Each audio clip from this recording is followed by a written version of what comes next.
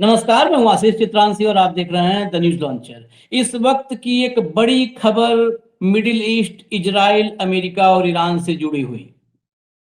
Netanyahu के खिलाफ जैसे ही मुकदमा रुका, और मुकदमा रुका किस लिए? युद्ध की ही आड़ में, देश के ताजा हालात के आड़ में छिपकर नेतन्याहू ने अपने खिलाफ 3 मामले, जिनकी मुकदमे की शुरुआत दोबारा होनी थी रविवार से, उन मुकदमों की सुनवाई पर रोक लगवा ली। कामयाब हो गए, कन्विंस कर लिया जजों को, जैसे भी कन्विंस किया। और जैसे ही सुनवाई, क्योंकि वही तलवार लटकी थी, जैसे ही उन मुकदमों पर सुनवाई रुकी, फिर खुराफात और तबाही शुरू कर दिया नेतन्याहू ने। ये अब से कुछ देर पहले ताजा खबर है, मीडिया के सामने, कैमरे के सामने एक बड़ा ऐलान किया, और उस ऐलान पर अमेरिका की चुप्पी कई सवाल खड़े करती है। नेतन्याहू ने कहा है कि सीज फायर कभी भी, अब कुछ ही देर में कभी भी खत्म हो सकता है। अब वो घंटा हो, 2 घंटा हो, 10 घंटा हो, 12 घंटा, लेकिन ऑन कैमरा नेतन्याहू ने सब कुछ, वो परमाणु कार्यक्रम, ईरान, जीरो जो है शून्य संवर्धन, ये सब कुछ कहानी बताते हुए आखिरकार यही कहा कि कभी भी अब सीज फायर खत्म हो सकता है, यानी महायुद्ध शुरू नेतन्याहू के मर्जी के मुताबिक, जो नेतन्याहू की इच्छा है। लेकिन इस बीच जब नेतन्याहू अमेरिका को जबरन गिरेबान पकड़ के युद्ध में घसीटने के लिए तैयार है और महायुद्ध करवाना चाहता है, उस वक्त अमेरिका के दोस्त, जो ट्रंप के दोस्त हैं, वो सब के सब मैदान में नेतन्याहू के खिलाफ उतर रहे हैं, इजराइल के खिलाफ उतर रहे हैं। आपने Britain, France, Germany, Spain, Belgium, Switzerland सबको सुना देखा होगा। उत्तर कोरिया, जो अब तक इस युद्ध में खामोश था, वो नाजियों से तुलना कर रहा है नेतन्याहू के रिजिम की। यानी अब कोई भी नेतन्याहू के साथ, ट्रंप के साथ, अमेरिका के साथ छोड़िए, एक बात ये अब भी समझनी बाकी है। हम बार बार कहते हैं ना कि अमेरिका का साथ छोड़ दिया। अमेरिका का साथ जो भी लोग छोड़ रहे हैं, ये बात अमेरिका को, अमेरिकी जो एक्सपर्ट्स हैं, जो भी सलाहकार हैं ट्रंप के, ट्रंप को तो समझ में नहीं आ रहा है, क्योंकि उसका तो पेन ड्राइव है अय्यासी का। उनको समझाने की जरूरत है। आज भी अगर आइसोलेशन में नजर आ रहा है अमेरिका, तो उसकी वजह अमेरिका नहीं है।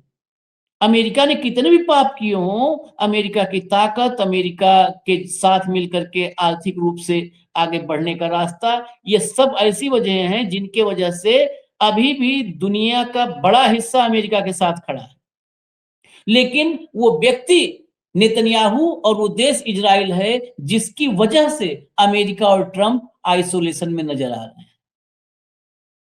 निजी तौर पर अमेरिका और ट्रंप के खिलाफ नहीं, लेकिन नेतन्याहू के खिलाफ जितने अमेरिका के दोस्त हैं, वो टर्की हो, कोरिया हो, ब्रिटेन हो, फ्रांस हो, जर्मनी हो, स्पेन हो, बेल्जियम हो, स्विट्जरलैंड हो, ऑस्ट्रेलिया हो, कनाडा हो, मेक्सिको हो, सारे के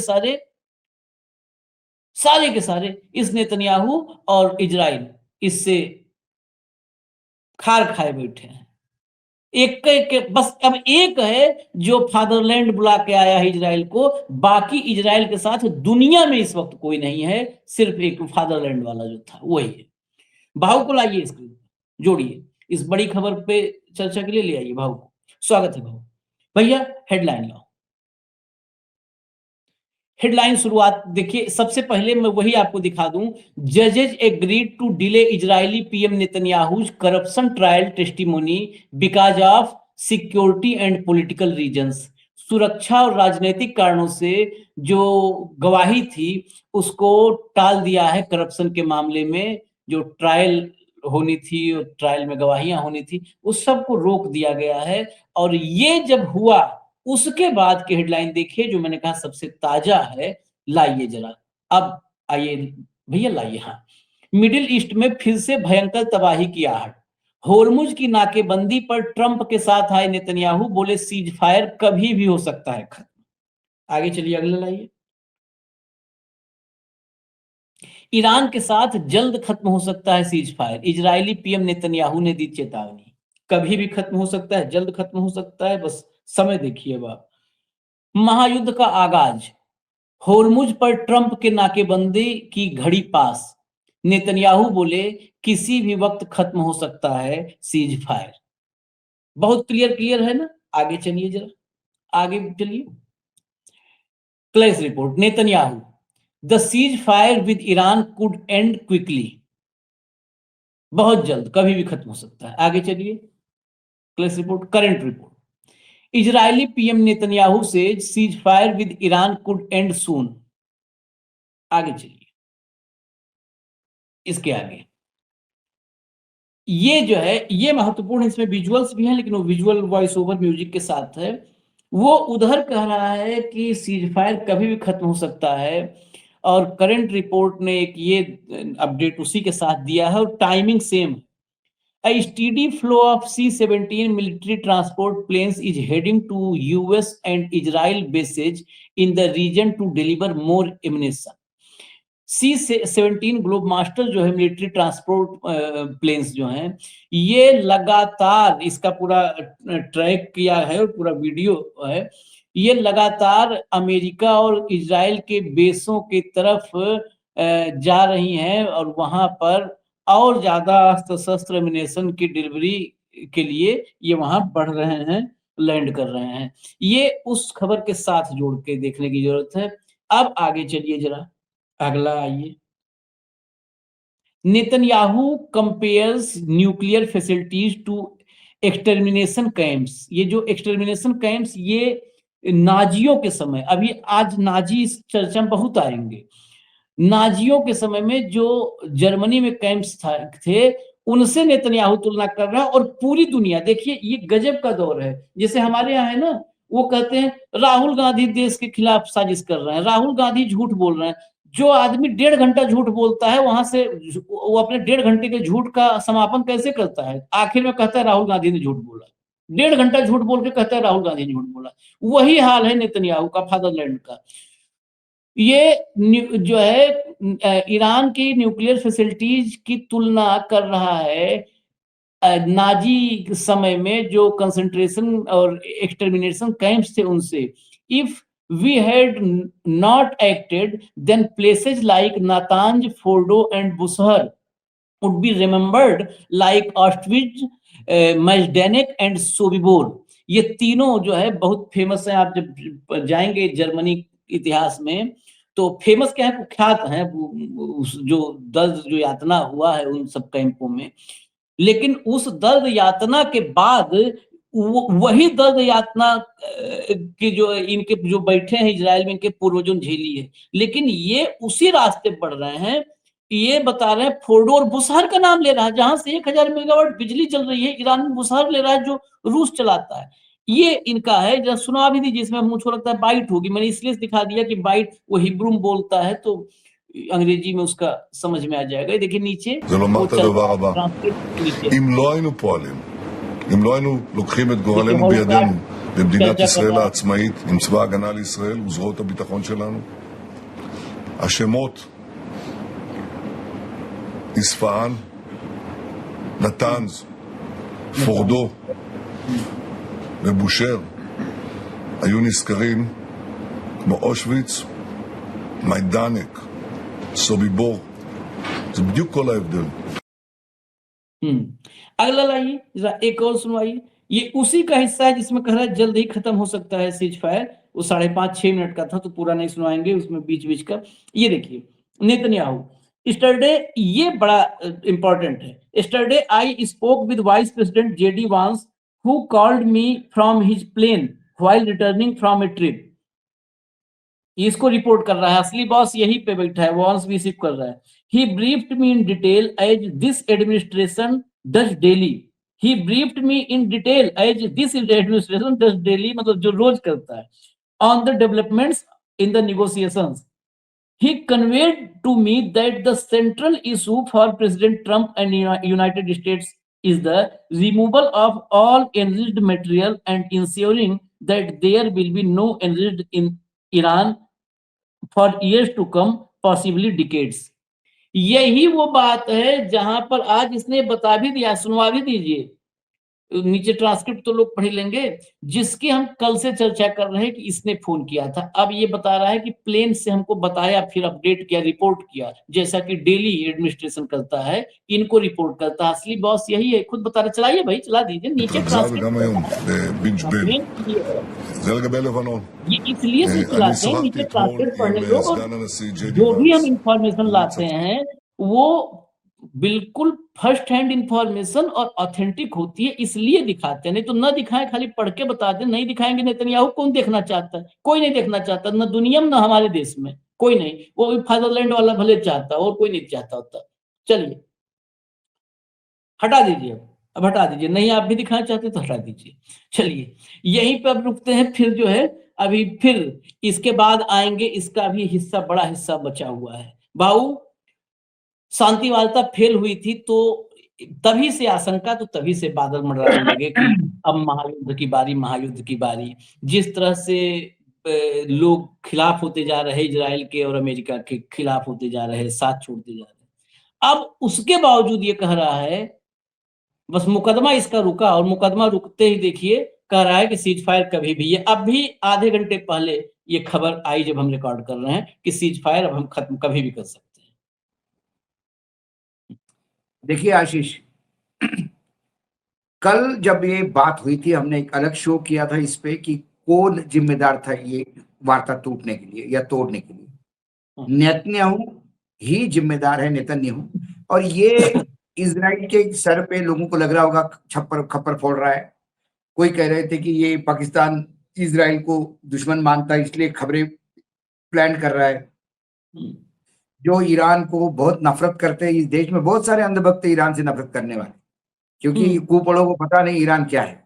मतलब इसलिए नहीं कि ताकत में, ईरान हमारे लिए कितना दोस्त था ये इनको पता नहीं अभी। तो कुछ लोगों को कहना था ईरान जबरदस्ती इसका नाम घसीट रहा है, लेकिन हमारे जो अलग अलग वेबसाइट से और जो इंफॉर्मेशन आ रही थी, तो कहीं ना कहीं इस बात का कंफर्मेशन हो रहा था कि ईरान का रोल है।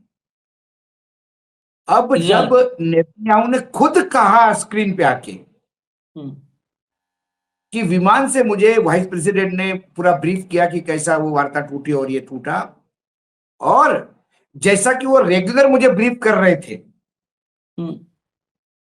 तो ये जो हम बार बार कह रहे थे ना कि वो दर्जनों बार उठ के फोन करने गया, उनमें से आधे फोन व्हाइट हाउस होंगे और आधे फोन नेतन्याहू को होंगे, क्योंकि नेतन्याहू ने कहा कि वो रेगुलर मुझे ब्रीफ, इस पूरा एडमिनिस्ट्रेशन मुझे ब्रीफ करता है।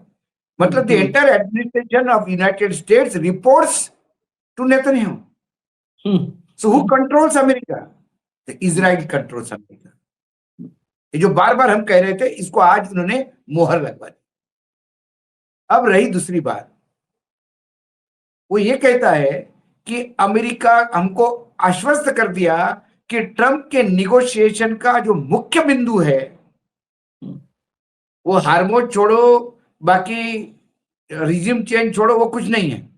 मुख्य बिंदु है कि एक दाना भी इनरिच्ड यूरेनियम ईरान के पास नहीं होना चाहिए। जो इनरिच्ड यूरेनियम है वो पूरा का पूरा हम ले लेंगे। इसका मतलब जो उनके न्यूक्लियर प्लांट है, जो अब्जों रुपए का उस पर इन्वेस्टमेंट है, वो गोडाउन बन जाएंगे, खंडर बन जाएंगे, क्योंकि वहां आप इनरिच्ड यूरेनियम से पावर भी नहीं बना पाओगे। और ये आने वाले कई सदियों तक ऐसा चलेगा। उसके पहले वो कहता है, डराता है। देखिए, डरा डरा के ही सारा खेल हो रहा है। फियर साइकोसिस है, फियर दिखा के घुसपैठी आ जाएंगे, हिंदू खत्म हो जाएंगे, मुसलमानों का देश हो जाएगा, यहां हिंदुत्व खतरे में है।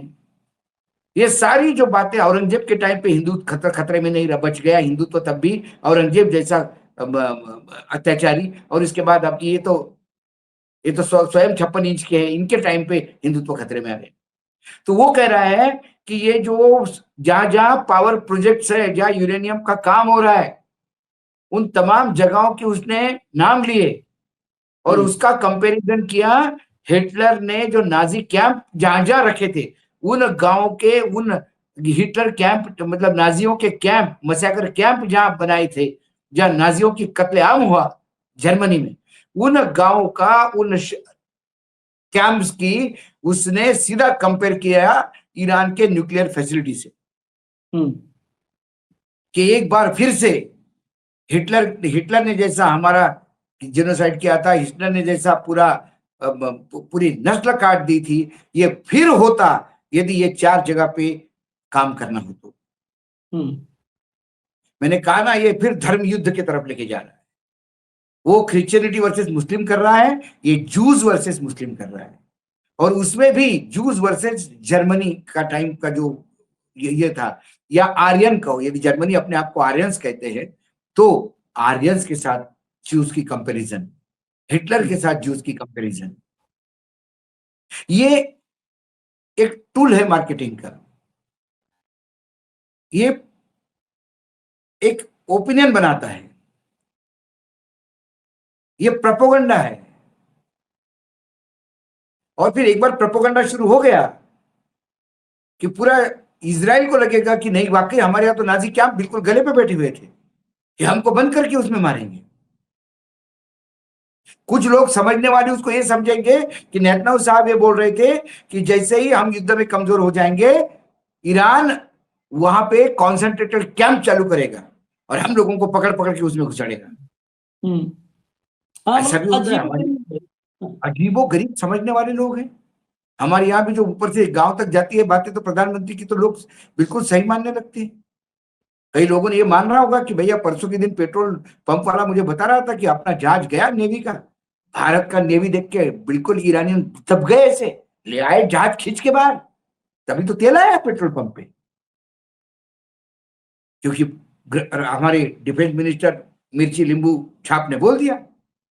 ये एक परसेप्शन बनता है आशीष, और ये परसेप्शन बनाने का प्रयास कर रहा है। और देखिए दोनों जगह का टाइमिंग देखिए, उसने अपने आप को जीसस क्राइस्ट बताया है, इसने अपने आप को जूस का सिरमौर बताया है। कि अभी इजराइल का सवाल नहीं, ये पूरे कम्युनिटी का सवाल है, जूस कम्युनिटी का सवाल है। एक और हिटलर पैदा हो रहा है ईरान में, जो फिर एक बार हमारा मसाकर करेगा, इसलिए इसको बर्बाद करना जरूरी है। फोकस कहां से कहां जा रहे हैं, और जब आपके फोकस आप और धार्मिक तरीके से करते हो, आप इतिहास के घिनौने चीजों को फिर से एक बार सामने लाने का प्रयास करते हो, इसके मायने हैं कि आप मार खा रहे हो। आपको ये तमाम चीजें बाहर लाने की जरूरत नहीं है। इसमें ये भी जो इसके पूरा बयान, इसका 5.5-6 मिनट जो है, उसमें ये भी कहा है कि मैंने जो अमेरिका, देखिए एकदम हूबहू ट्रंप बार बार कहता है ना कि अमेरिका को मैंने सबसे अच्छी इकोनॉमिक स्थिति में पहुंचाया है, शेयर मार्केट ऊपर जा रहा है, अमेरिका पिछले दौर में जो मुर्दा सा हो गया था जिंदा कर दिया। ये भी कह रहा है कि मेरे नेतृत्व में इजराइल ऑल टाइम सबसे शक्तिशाली है, आज तक इजराइल कभी इतना शक्तिशाली नहीं रहा जो अब हुआ है। अब बताइए क्यों ये कहना पड़ता है? जब भी ढकना हो, हाइफा से तेल अवीव तक खंडहर में बदलवा दिया इसने, इतना पिटा इजराइल। तब ये कह रहा है, इसको इसलिए ये बोलना पड़ रहा है कि ऑल टाइम सबसे स्ट्रांग हम है, ऑल टाइम। जरा आगे पूछिए वहां पे कि टेल अवीव का क्या हुआ, टेल अवीव क्यों खंडहर बना गया, हमारा आयरन डोम क्यों बर्बाद हो रहा है, ये ईरान के पास टेक्नोलॉजी, हमारा मोसाद क्या कर रहा है, क्या कर रहा था मोसाद, क्यों नहीं हमके पास इंफॉर्मेशन मिल पाई, क्यों हम रोज मार खा रहे हैं, क्यों हमारे यहाँ कैजुअलिटीज हो रही है, क्यों हमारे यहाँ लोग मर रहे हैं। तो इसका जवाब क्या हो सकता है? इसका जवाब ये तो नहीं हो सकता कि साहब हम कमजोर पड़ रहे हैं, मार खा रहे हैं, ये तो नहीं बोलेगा कोई। तो फोकस चेंज, ये तो कुछ भी नहीं। यदि हमने उनकी ये फैसिलिटीज बनने की, तो यहाँ ये कॉन्सेंट्रेटेड कैंप चालू करेंगे जैसे हिटलर ने चालू किए थे इन शहरों में, और फिर क्या होगा देखिए, आपके बच्चों से लेके महिलाओं तक, बूढ़े सब गैस चैम्बर में चले जाएंगे। इसलिए बर्बाद करना जरूरी है। और तुम चिंता मत करो, अमेरिका पूरा एडमिनिस्ट्रेशन मेरे को रिपोर्ट कर रहा है सुबह से शाम तक, चिंता करने की बात नहीं है। ये आपको हौसला अफजाई इसलिए करनी पड़ रही है क्योंकि यदि आप विनिंग होते हैं, यदि आपके आयरन डोम पे एक मिसाइल भी अंदर नहीं घुसती, आपके यहां ढेले भर का नुकसान नहीं होता, आपकी शहादत नहीं होती तो ना जनता आपकी जय जयकार करते, ना आपको ये बकवास करनी पड़ती है। सारा सवाल, सारा मसला इसी पे अटका हुआ है। लेकिन इसके आगे की कहानी ये देखिए जो अभी स्क्रीन पर आ रहा है। भैया जरा ले आइए स्क्रीन पर। ये अगला जो वो है, ये कह रहा है ना कि वहां पर कंसंट्रेशन कैंप जैसा हालात है। ये देखिए South Korea, South Korean president compares Israeli killing to Nazi Holocaust.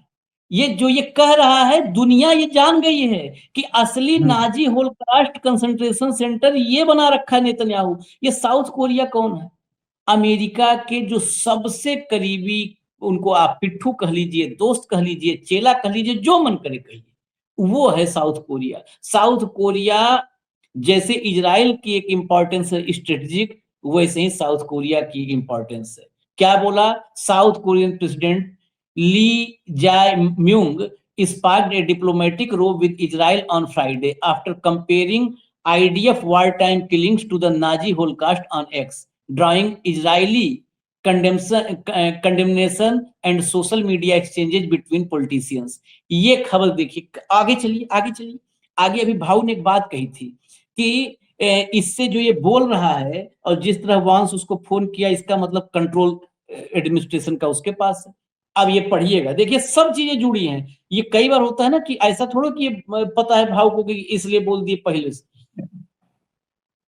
Turkish foreign minister हकान Fidan, Israel is not a structure that produces power on its own. Israel is not a structure that produces power on its own. ये ऐसा Israel का ढांचा नहीं है जो खुद अपनी ताकत बना रहा है। There is a mindset here that has managed to hack the American political system through Zionism. देखिए वही बात आ गई एकदम साफ साफ। Pen drive. हाँ, there is a mindset here that managed to hack the American political system through Zionism. Zionism के जरिए इन्होंने पूरा अमेरिकन पॉलिटिकल सिस्टम हैक कर रखा है। What the United States does in the region does not serve its own interests. ये America का दोस्त कह रहा है कि अमेरिका जो भी इस क्षेत्र में कर रहा है इससे अमेरिकी हित नहीं सध रहे हैं, बट बेनिफिट्स इजराइल, ये सिर्फ इजराइल को लाभ दे रहा है। So why does the United states do this? तो फिर क्यों अमेरिका ये कर रहा है? It is not a regional rational model of behaviour, it happens when you influence politics. मतलब अमेरिकन ब्रैकेट में है, जब आप अमेरिका की राजनीति को और आगे सुनवा भी अमेरिका के पूरा राजनीतिक सिस्टम आपने हैक करके रखा है। आप वहां इन्फ्लुएंस करते हैं, इसलिए अमेरिका वहां आ रहा है। अमेरिका क्यों आ रहा है ये सवाल पूछते हैं अमेरिका को, क्या बेनिफिट है आपको? क्योंकि आप यहाँ आ रहे हैं तो इसकी मदद इजराइल को हो रही है। इजराइल की अपनी कोई ताकत नहीं है, वो आपके ताकत पे इतरा रहा है। आपका ही बूस्टर डोज है जो इजराइल इतना इतरा रहा है। ये इजराइल के नेतन्याहू के भाषण के बाद के आए हुए ट्वीट है, जो लगातार हम कह रहे हैं, जो अमेरिका में बहस चल रही है, लोग रास्ते पे उतर रहे हैं, पेंटागन के अधिकारी कह रहे हैं उनको निकाला जा रहा है, व्हाइट हाउस के बड़े ऑफिसर्स कह रहे हैं उनको निकाला जा रहा है, रिपब्लिकन पार्टी के मेंबर ऑफ पार्लियामेंट बोल रहे हैं, विपक्ष तो बोल ही रहा है। जो make America great again mega का जो ग्रुप था, इन्फ्लुएंसर ग्रुप जो वहां का अंध भक्त था, उसमें क्रैक हो गए हैं। वहां के बड़े बड़े लोग जो मेगा के सपोर्टर थे और मेगा के ऑर्गेनाइजर थे, उन्होंने कहा कि हम गलत कर रहे हैं। सबका कहना है कि इजराइल हमारा कौन, हम क्यों इजराइल के लिए लड़े, हम क्यों हमारा पैसा बर्बाद करें, हमारा बारूद बर्बाद करें, हमारे सैनिक बर्बाद करें, क्यों, किस लिए, क्यों? ये सवाल का जवाब किसी के पास नहीं है। इस सवाल का जवाब सिर्फ नेतन्याहू के पास है, इस सवाल का जवाब ट्रंप के पास है, क्योंकि ट्रंप को मालूम है उन्होंने क्या क्या गड़बड़, क्या कुकर्म किए एफ्टीन के अय्याश के अड्डों पर, और वो सारी की सारी चीजें वहां है। तो एक बात मैं बता दूं, चाहे भारत हो चाहे अमेरिका, जो भी इजराइल के गोद में बैठा है मजबूरी में बैठा है, क्योंकि सबके अय्याशी के रिकॉर्ड उनके पास है। और ये सिर्फ कुछ नहीं है, ये जो हनी ट्रैप है, ये इंटरनेशनल मामला है हनी ट्रैप का, जिसके चलते पूरा विश्व तीसरे महायुद्ध के मुहाने पे है। मैं भारत कह के प्रधानमंत्री मोदी जी को आरोपित नहीं कर रहा हूं, इसको भी मैं क्लियर कर दूं, क्योंकि मैं आरोपित इसलिए नहीं कर रहा हूं कि प्रधानमंत्री जी ने सिर्फ व्हाइट हाउस में जाने जुगाड़ करने के लिए एप्स्टीन से मुलाकात करवाई थी, लेकिन एप्स्टीन जैसे दलाल का दलाल कौन है भारत में? कौन एप्स्टीन की दलाली कर रहा था? कौन एप्स्टीन के लोगों के लिए वीजा का प्रयास कर रहा था? कौन एप्स्टीन के लिए बोल रहा था कि तुम्हारे मेरे अंतर आत्मिक संबंध है और टेलीपैथी है कि तू उधर सोचता और इधर मुझे समझता है? ये तो लैला और मजनू के बीच में क्या रिश्ता था भाई, कि लैला को दुख होता तो आंख में से आंसू मजनू के आते थे। इसको टेलीपैथी बोलते हैं। वो टेलीपैथी किसकी थी? हरदीप पुरी की। मैं नहीं कह रहा हूं, हरदीप पुरी खुद कह रहे हैं कि एप्स्टीन साहब आपके साथ मेरी टेलीपैथी है, लिखा है, मेल में लिखा है मुझे। हाँ, तो इसका मतलब क्या है? अब मैं इनके कोई आरोप तो नहीं लगता हूं कि ये दोनों कोई प्रेमी होंगे, लेकिन साहब को जब भी कुछ करने की इच्छा होती होगी तो वहां साहब की पूरी व्यवस्था एप्स्टीन करता है, क्योंकि एप्स्टीन व्यवस्था करने वाला आदमी है। ये अनिल अंबानी के मेल से पता पड़ता है कि अनिल अंबानी बोलता है स्विट्जरलैंड आ रहा हूं तो क्या व्यवस्था है, तो बोलता क्या चाहिए बता, बोलता कोई स्विस की बढ़िया एक आध हॉट लड़की की व्यवस्था करो, तो वो बोलता है कि अच्छा क्या तूने वो स्विस की हॉट लड़की मांगी हो तो कई मिल जाएगी, मुझे तो लगा तू उस मॉडल को डिमांड नहीं करे। बोले अरे वो मेरा इंटरेस्ट नहीं है, मेरा इंटरेस्ट अभी मैंने हॉलीवुड की एक लड़की को अभी साइन किया है को प्रोडक्शन में, वो मेरा इंटरेस्ट है। मतलब अनिल अंबानी जब फिल्में साइन करवाता है हीरोइन से तो किस लिए करवाता है ये भी जान लो, किसी को लेता है अपने फिल्म में तो क्यों लेता है ये भी जान लो। ये सब नंगाई का खेल है और एक हरदीप पुरी अटका है और उसके चलते हम डांस कर रहे हैं। अटका तो पता नहीं वो कैबिनेट में, इसीलिए वो कैबिनेट में है।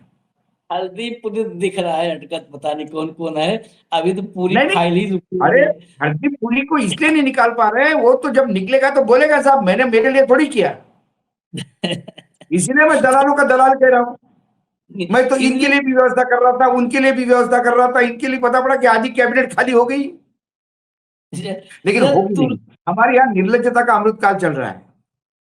व्यभिचार, दुराचार, भ्रष्टाचार, ये तीन मेडल आपके पास नहीं है। यदि इनके 3 मेडल आपके पास नहीं है तो आप सत्ता में यहां नजदीक नहीं जा सकते दिल्ली में। ये अनिवार्य गेट पास है, आपके ओटीपीज है, व्यभिचार, भ्रष्टाचार, दुराचार।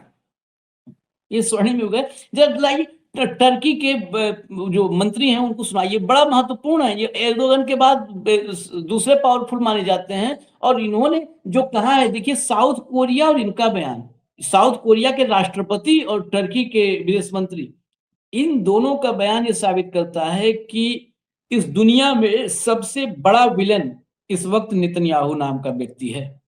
उसे कितना भी हमारे यहाँ देखिए किसको कितना किससे मोहब्बत है, हम उससे नहीं लेंगे, लेकिन जियोपॉलिटिक्स में ये साफ हो चुका है, ये अमेरिका के सबसे दुलारे दोस्त हैं जो उसको नाजी से तुलना कर रहे हैं। चलाइए।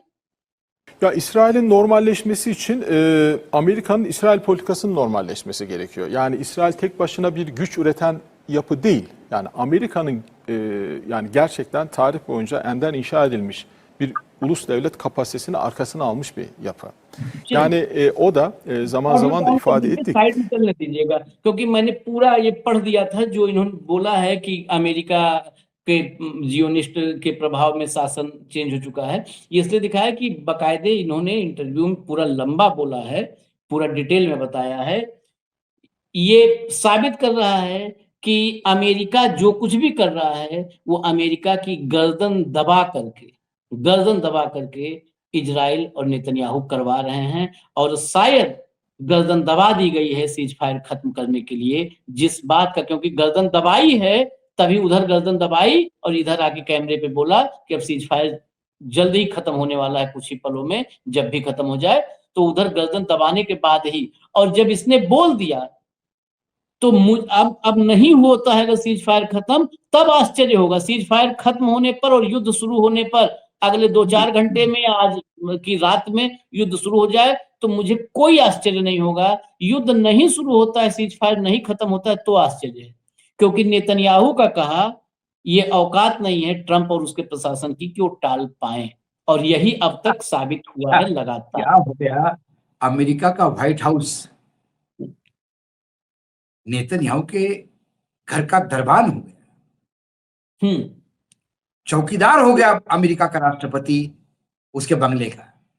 ऐसी बातें हो रही है, सारे अमेरिका के दोस्त कह रहे हैं, सब कर रहे, सारे ए टू जेड। और छोड़िए, हमने अभी कार्यक्रम किया, ट्रम्प का जो था मेक अमेरिका ग्रेट अगेन आया तो इस स्लोगन के साथ था, लेकिन परफॉर्मेंस जो है मेक इजराइल ग्रेट अगेन,